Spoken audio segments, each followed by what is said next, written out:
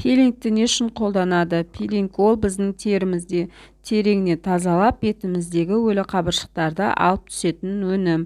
Біздің бетімізде өлі қабыршықтар бар. Осы өлі қабыршықтарды пилингтің көмегімен 20 күн сайын қалыпқа келтіріп отырамыз. Біздің табиғи өлі қабыршықтарымыз 20 күн сайын жаңарып отырады. Беттегі өлі қабыршықтар косметикада роговой слой деп аталады.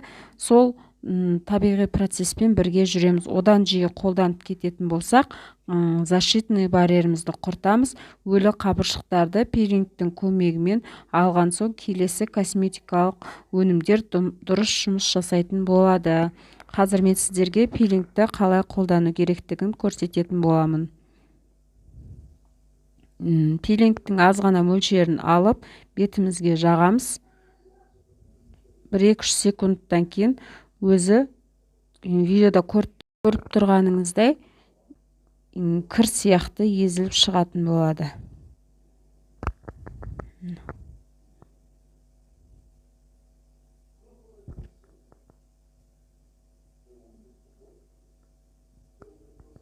Осылай бетіміздегі өлі қабыршықтарды алып түсеміз пилингтің көмегімен.